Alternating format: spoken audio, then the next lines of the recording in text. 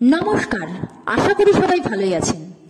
তমসার গল্পমালায় আজ সকলকে স্বাগতম। আমার আজকের কবিতা জনতার দরবার। আমার আজ ভাবতে হাসি পায়, রাজা নাকি প্রাসাদ ছেড়ে বেরিয়েছে রাস্তায়। তার নাকি একটাই কথা, অপরাধীর বিচার চাই। রাজা আজ ঢাকলো কাকে? নিজের অক্ষমতাটাই। কি বোঝাতে চাইলো রাজা? বুঝলো কি তার প্রজা? রাজা কি আজ ব্যর্থ শাসক? হারিয়েছে ক্ষমতা? বিচারক যদি নিজেই বলে আমি বিচার চাই, তবে কি তার নিজের বিরুদ্ধে প্রতিবাদ এইটাই? আমরা নাকি গণতান্ত্রিক, সমাজটা গণতন্ত্র। জনগণের কথাই শেষ কথা, এটাই যে তার মন্ত্র। জনগণের প্রতিনিধি হয়ে জনগণকে বাঁচাও, তা না করে কেন তুমি তাদেরকেই আজ শাসাও? তোমার সামনে বারবারই ওঠে প্রতিকারের আর্তনাদ, কিন্তু তুমি নতুন চালে সব করো কুপকাত।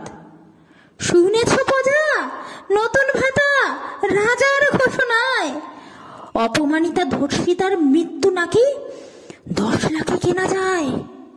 ভাতার রাজ্যে বাস করি মোরা, দিন কাটে ভিক্ষাতে। নিজের অর্থই রাজার দান ভেবে দিব্যি রয়েছি তবিয়তে। দোষ তো তাদের নয়, তোমরাই তো দিয়েছ এর প্রশ্রয়। তারা জানে ভাতার রাজ্যে সবকিছুই সম্ভব হয়। শিক্ষা গিয়েছে, স্বাস্থ্য গিয়েছে, বাকি ছিল সম্মান। তাও আজ ধুলায় লুটালো, বেঁচে থাকাই অপমান। গর্জে ওঠো, আতকে ওঠো ভীষণ আর্তনাদে, যাতে পিশাচের কঠিন হৃদয় দারুণ ভয়েতে কাঁপে। সত্যি কি মরে গেছে আজ? ক্ষমতা রয়েছে বেঁচে? পশু কি আরো পৈশাচিক হবে, সাজবে নতুন সাজে?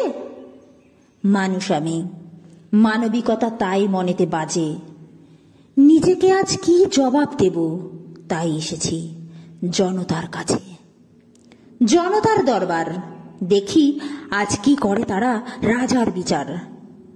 দেখি কার হয় জয়, দম্ভ, অহংকার, ক্ষমতা, না শত শত জনতার। নমস্কার। কবিতাটি কেমন লাগলো